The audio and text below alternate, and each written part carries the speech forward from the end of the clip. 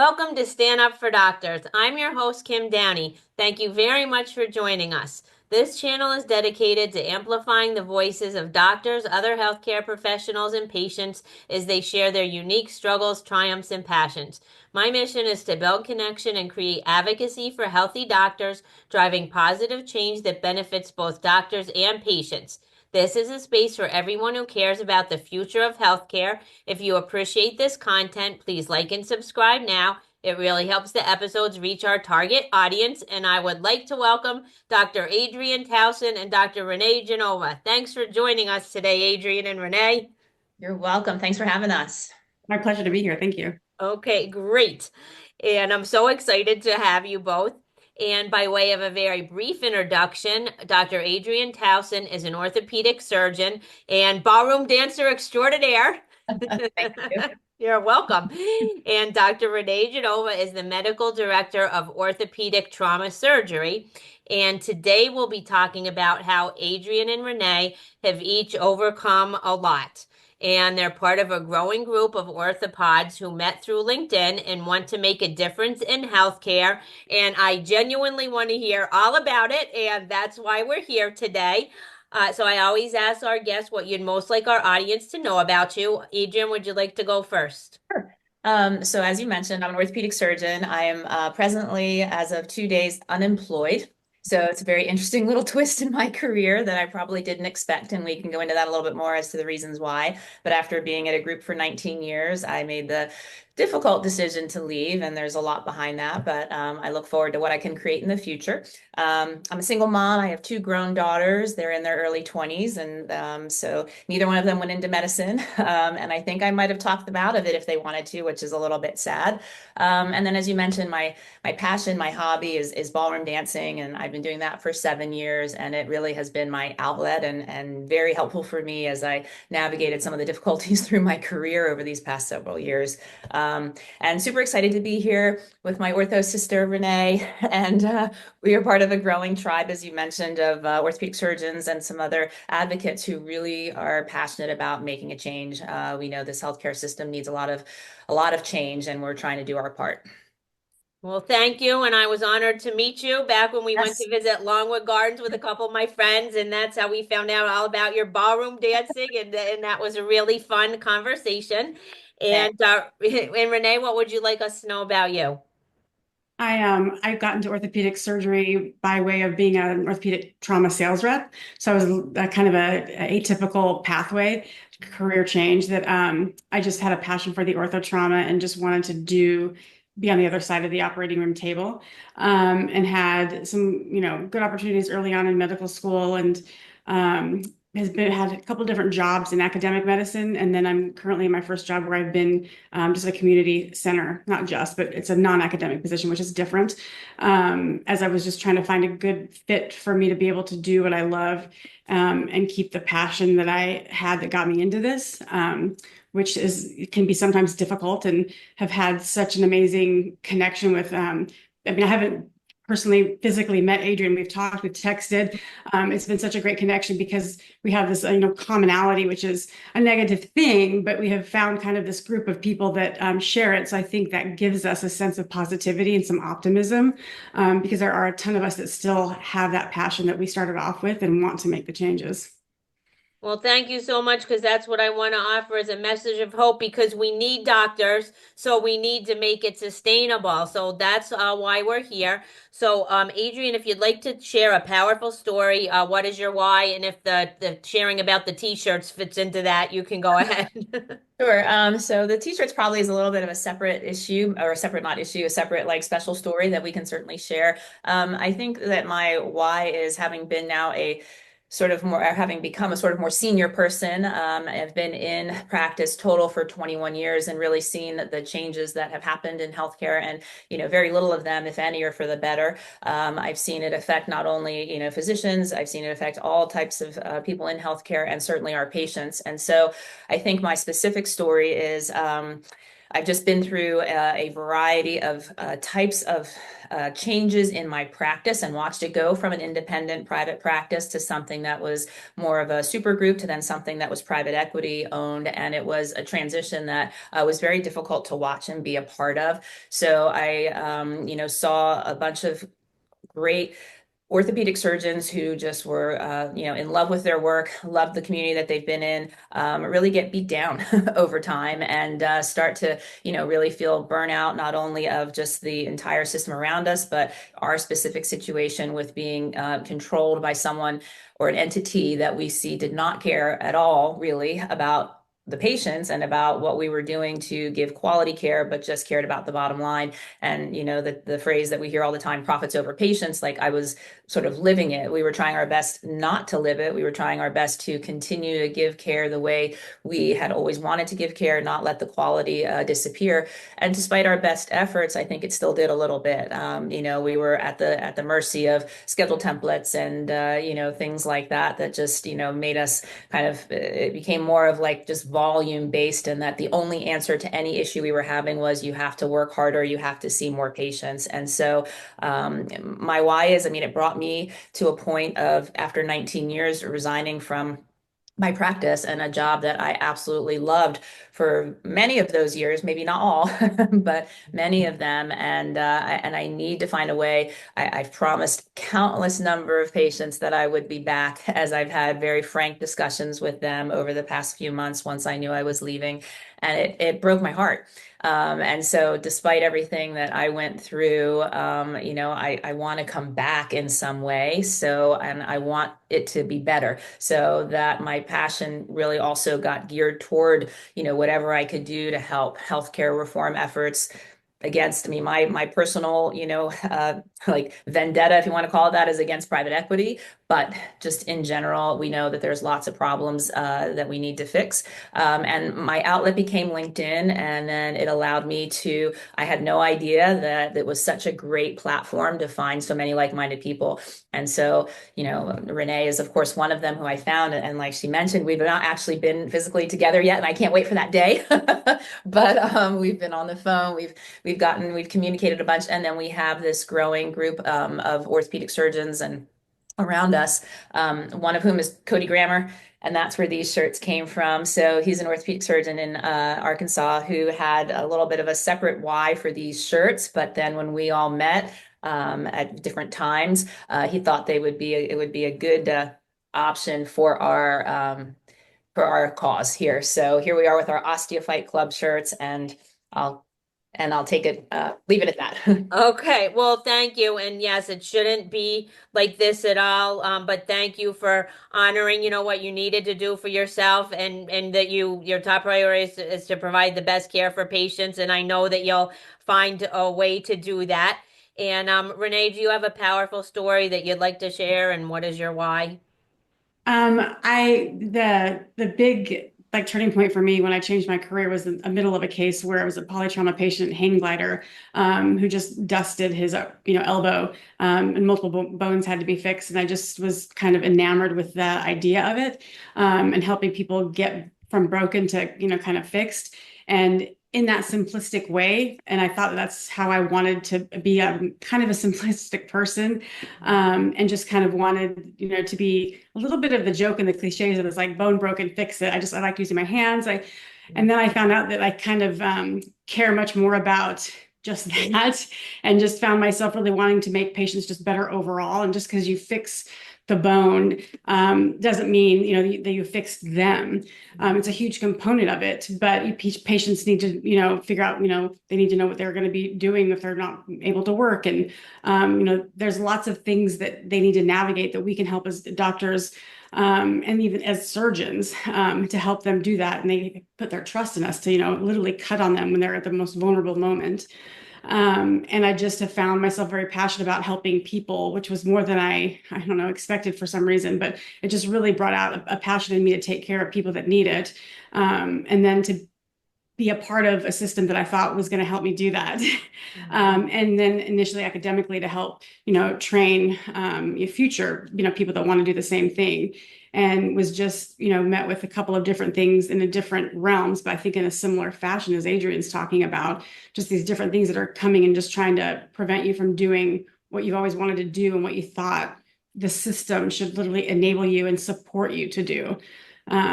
So that's I genuinely like to help make people better. And I think, when you find that you're good at something, that makes it even more, exciting and fulfilling. And then makes it more unfortunate when, you find that your hands are tied trying to do what you love doing, what you know is helping people and what you're good at.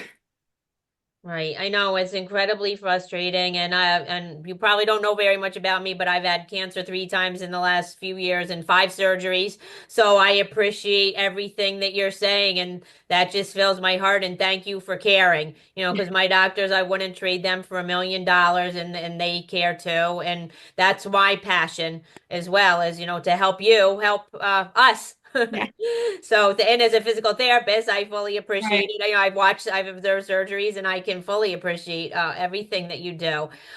So, Adrienne, tell us a little more about the group of orthopods that's been forming and what you're working on.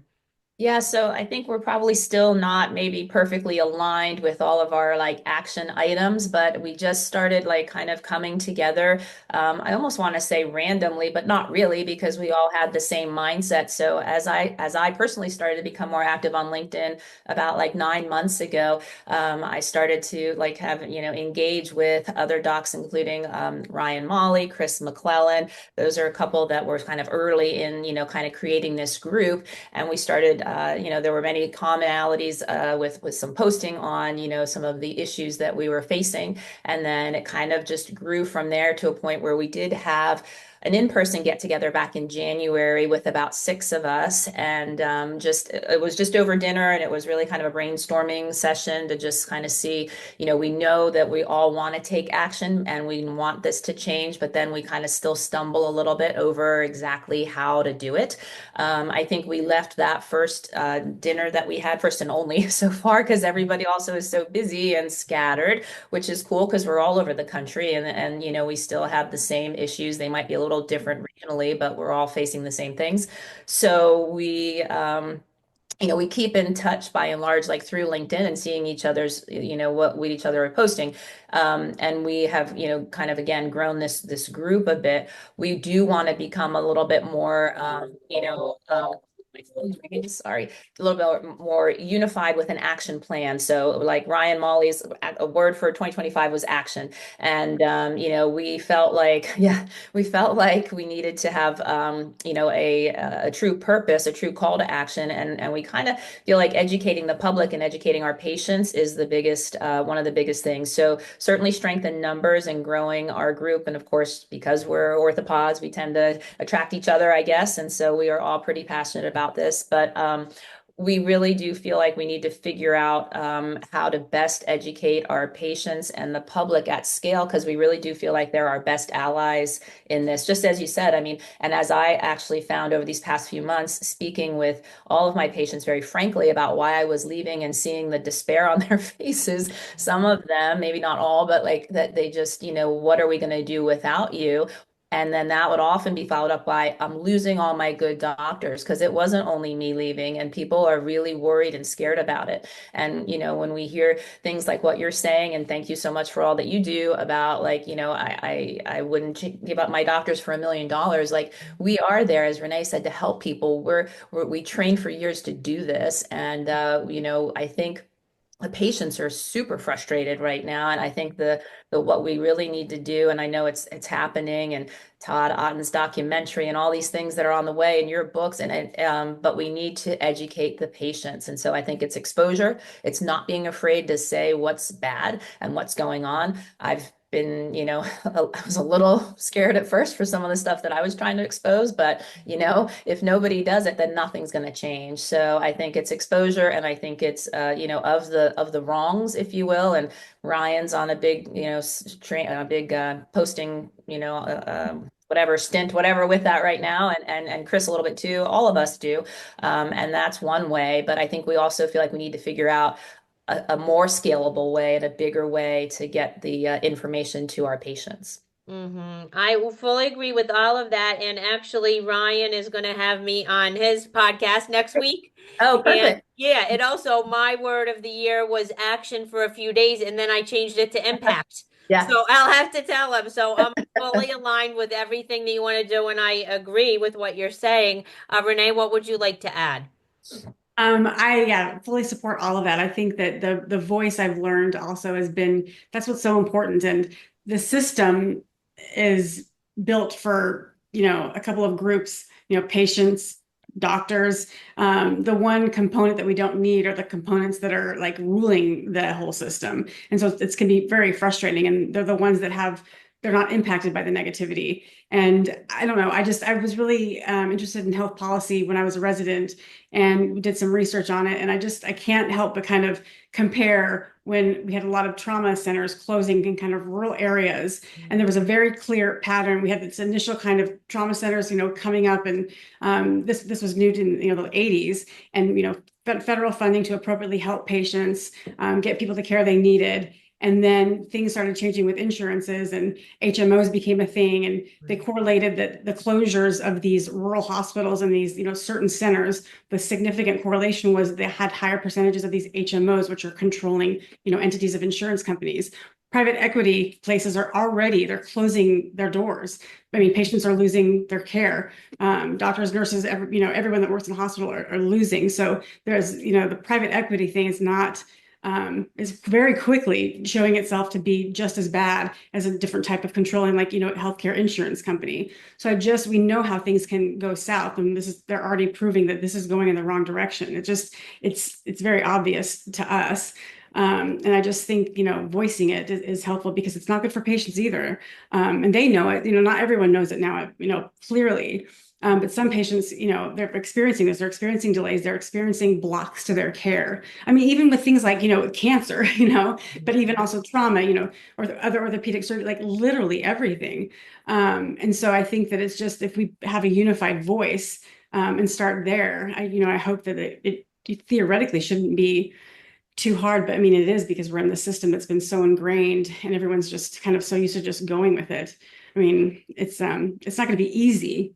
Um, so, but I kind of echo everything and just want to, I think the voice is the biggest thing. And I think that's what we've already demonstrated so far. And then the sharing of our voices.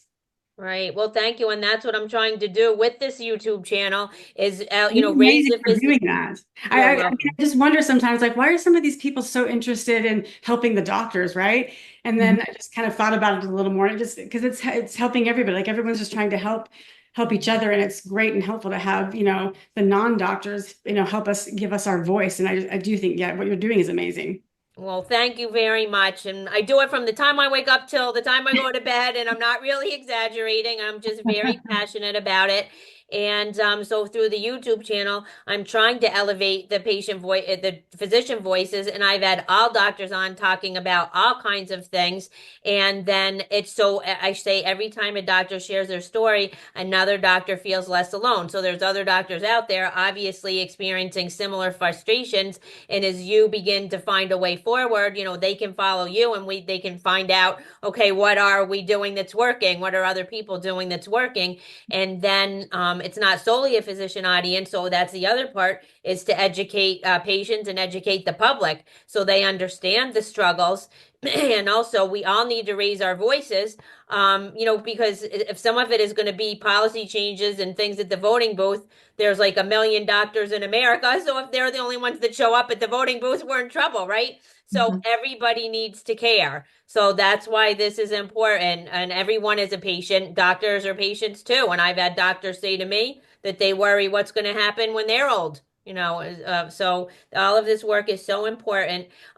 So Adrienne, what is the next steps with your osteophyte group? Well, yeah, we kind of just, like I was saying, Dr. Cody Grammer, orthopedic surgeon in Arkansas. I forget that maybe Renee, you remember, I mean, he talked to me about it. I forget the exact how it actually came about, but it comes, as a little play on words from the movie Fight Club, and felt like, when he started a little group, I think where he is about it, they came up with, actually making t-shirts and whatnot. And then it kind of fell by the wayside a little bit, I think, for him. But when we then met, he had some of the shirts, and he offered, to Renee and I to have them, and whomever else, but to say also, like, if we wanted to use this, like, name or tagline or whatever, we certainly could for our efforts. And we haven't maybe formally adopted it yet, but she and I both thought it was a good idea. We literally texted each other. I said, you want to wear these? We wear our shirts. And she's like, I was thinking the same thing. So Yeah. it was perfect. I know. Yeah. So we are definitely aligned, which I think is, again, all of us who are sort of working together yet separately, that's what we need to do, is like align ourselves better. So that's, I think, honestly, kind of our next step. So I think some of us are also parts of different organizations already. Like, I'm a member of what's called the CPCC, the Coalition for Patient-Centered Care.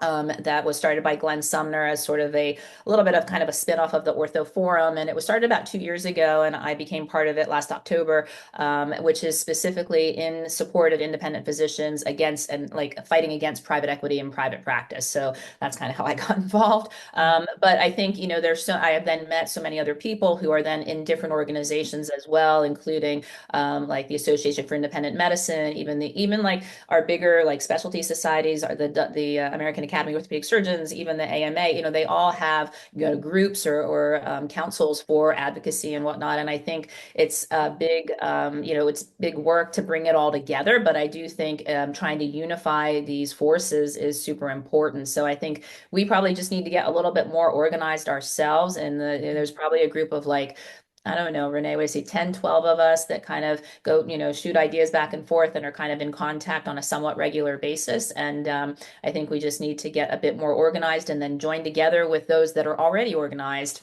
Marco Fernandez, do you know Marco? Kim? He's an anesthesiologist in Chicago, near Chicago. He's great. He's one of the founders of AIM, of the Association for Independent Medicine. He's also part of the Coalition for Patient-Centered Care, and he has this vision. Apparently, at some point in the not too distant, or not too distant past, there was some sort of a march on Capitol Hill of about or in a gathering of like 700 docs, all the white coats and something. I don't really know the details of that, but his goal is for 700,000 docs to be on Capitol Hill marching in white coats, and I fully support that. And I'm trying, he talks about it, has talked to me personally about it, and I think we need some really kind of drastic, measure and kind of show of our solidarity, and I think that would be just awesome. But I think it's about organizing, getting us all like on the same page as much as possible, with a call to action. Well, that would be incredible. And I was speaking with another doctor, and we were talking about how any large, system change, like lots of times, has involved a social movement. If you think about women's rights to vote or civil rights, and they had national marches on Washington. So we've discussed having like a national march of like doctors and patients together. So you'll have to connect me with Marco Fernandez then. And I will. I know of the Coalition for Patient-Centered Care, but I haven't communicated with anyone there specifically. So if you want to connect me with anyone there, because that's what I want us to do too, is combine all of our efforts. If everyone's doing these little siloed things, and are you familiar with the Healthcare Reinvention Collaborative? Yes. Yeah, Yes. so I think they're trying, again, to be a network of networks and try to help all the people that are making positive change, so we can all know what each other's doing and find our synergies and stuff. Yeah, Um, exactly. so, Renee, what would you like to add? How do you see everyone like aligning better, or what do you feel is the next step? I don't know. I'm optimistic about the next step. I think, because I guess what's important, I have found myself often saying I feel like the system is set up to where either two things are going to happen. Either I will burn myself out trying to do the right thing and stick to my guns and be the doctor that I want to be, or I just kind of suck it up and then kind of mold into what they're, forcing me to be, and not staying true to my, passion and my heart. And I just think that we need to just create the other option, and that we need to just be able to have a system and create a system where we can continue to be who we were at the beginning. Because we see, the docs that have kind of like caved, or that have, gotten up to administration, or have, done the things that, we wouldn't do. And I have to assume they wouldn't think that they would have done it at some point either. Like that's not who they saw themselves when they started the medical school and residency and even the early careers. I don't think they see themselves ever becoming this person that they are, right? But the system is such that it makes it difficult to not. And for Adrienne to leave and do what she did, like that was not easy on every single level, right? Up to the very last day. For sure could have just stayed in it and just either kind of petered out, burnt, who knows, but like that wasn't the right thing to do. And so she's maintained and been able to stay true to her passion and just had to like, pull the trigger on this. And I'm, totally believe that it's going to be, for the better, which, it's just hard to, appreciate it now. Right. But I just think, yeah, the alignment is what we have to do because we're very powerful, strong, we're resilient people, we're hard workers. I mean, there were all of these things. And I think that's part of why maybe we didn't think we'd have to go this far or work this hard to like scream it from the rooftops. Because it's like, what else? I mean, like we've done this, this, and this, we're doing this for this, so I didn't realize we were going to have to also then, go march on the Capitol, but absolutely, that's what we have to do. We will, because that's who we are. Right. And we're just doing it together, I think is going to be clearly the key. And in the end, it just might be, it's clearly going to be for the betterment of everybody in the whole healthcare system, which is just, it impacts everybody. This touches everybody's life, even if it's not your personal life. It's someone and loves like life. It is, and eventually yours. Right. And so it's just, if that's what we have to do, fine. But I think what's maybe taking us so long is we keep thinking like, it's so obvious, right? It's so simple. Right. You just kind of say it or communicate it or blast it on LinkedIn, and it's too obvious to ignore, right? And unfortunately it's not. And so we just have to like step it up. But we're a group of people that can step it up. Right, right. No, absolutely. And what you're both doing is, so the word courageous came to mind, which is a little bit of a coincidence because that's it. I'm starting a book series, Stand for Doctors book series, based on these YouTube channel episodes. So you'll be able to be in a chapter in my book one day when that volume comes up. And where the early one, the first one will be released probably around the time this episode is published. And the title is going to be White Coats, Courageous Hearts, True Stories of Doctors Reclaiming Their Humanity in a System that Challenges It. Oh my gosh. Awesome. Yeah, that is great. That is amazing. I can't wait to read that. Yeah. I'm very excited about it. And so, Adrienne, what do you want our listeners to know, the doctors and the patients and everybody out there? Great question. Wow. I think that like, as Renee's pointing out too, that, this is such a huge and very obvious problem. And it is something that I think that people shouldn't need to stand up for themselves. So we shouldn't let this continue to happen. And I mean, again, we can talk about it and we have to, because that's the way to get, more people, involved. And I think because patients have asked me, as we've talked over these past few months, how do I get involved? Like, what can I do? And that was such an incredible, like aha moment for me when they would ask, because I was like, oh God, what do I tell them to do? And so I think I pointed them in the direction of some of the podcasts. I pointed them in the directions of maybe writing letters to their state representatives and doing other things like that. But honestly, I wasn't sure what the best thing to tell them was. So, I think that when I got faced with that question, I was like, okay, we need to come up with that, that best answer to that question. And, so that's what I would say is that, again, the patient education piece and coming up with, what they can actually do, to make a difference that's, significant would be great. And I think as far as the docs are concerned, also, like Renee was pointing out, those that have gone into administrative roles and done other things that get them farther and farther away from, let's say, the trenches, they still need to be our advocates. And I think some are and some aren't. I think some lose it. I say, like, you're not really one of us anymore. And that's a shame. And certainly I always tell, when I'm having discussions, like, not all docs are perfect for sure. But the vast majority of us are just like Renee described. I mean, we are hardworking, we're resilient, we're in it for the right reasons. We've sacrificed so much of our lives, to get where we are. And, those of us that have been around a while, like, we are good at what we do. Not that you can't be good early on, but you have that experience experience. And then we don't want to lose like this kind of level of doc, to burnout if they've been in practice for 10, 15, 20 years. Those are the docs you need around to teach the young ones and also to do the complicated stuff. So docs that are not in good positions, I also just want to empower them and be like, look, take a stance. I mean, it's not easy. I will tell you from experience, clearly. But if we don't do anything, like that, then we just, we're the hamster on the wheel, or we're just running on that treadmill to nowhere. And then, it's not good. So I think just try to, take a leap if you can, do something, make some sort of impact, even if it's small. If enough of us do it, it's going to add up. Yeah, absolutely. And Renee, what would you like to add? I want to add that I think that that's actually a brilliant next step is getting patients involved, because we are still busy with everything that we're doing and we're trying to serve on these committees and things, and patients, not all patients, I mean, patients are busy too, don't get me wrong, but if it's and doctors tend to not ask for help too, right? So we don't want to ask people for help, much less our patients. But it was kind of like a light bulb went off when you said that. We're trying to, collaborate, get to our next step, get organized.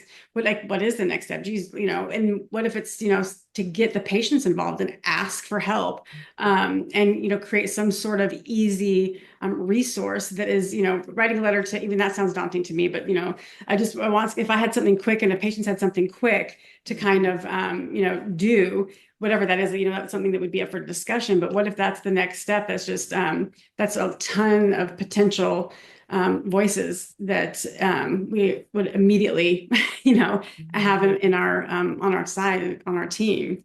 I don't know. I couldn't think of anything else after she was saying that. My mind was kind of, that's what I have to add, because I can't think of anything else. I'm just is that brilliant? Ask for help. These are the people that need our help. And they are offering me, for them to say that to you. Wow. I mean, I would have, well, great question. And exactly. Yeah. I mean, and those are great. I mean, you gave them great options for what we have, because what else is there? Yeah. Which is, again, that's a gap that maybe we can, go for. Yeah. I don't know. Absolutely. Well, I hope that we continue coordinating, because I could be a voice, to amplify that is when you figure out, what like a call to action for patients, and then I can amplify that. So I think that is critical. I love that. So Adrienne, how can our listeners get in touch with you? Me, if they're on LinkedIn, of course, I'm very active on LinkedIn. My profile is easy to find and see. I do, I'm on other social media, Facebook and Instagram too, which I'm happy to, connect with anybody who's like-minded. That works for me too. Presently, I'm unemployed, so I don't really have an office to send anybody to, an office number, but I'm working on some things for the future, so stay tuned. So really, I guess the easiest way to kind of reach out to me, if anybody would like to, would be through a message or some kind of comment through I'm on the 3 social media platforms, primarily LinkedIn, Facebook, Instagram. So fantastic. All the cool people are on LinkedIn. So if you aren't on LinkedIn yet, this is a reason to join. Renee, how can our listeners get in touch with you? I'm also on LinkedIn and Instagram a little bit, but LinkedIn's my primary social media spot. And then I'm at Lakeland Regional Medical Center in Lakeland, Florida, in beautiful Lakeland, Florida. And what is Lakeland near? Where's that? It's kind of right between Orlando and Tampa.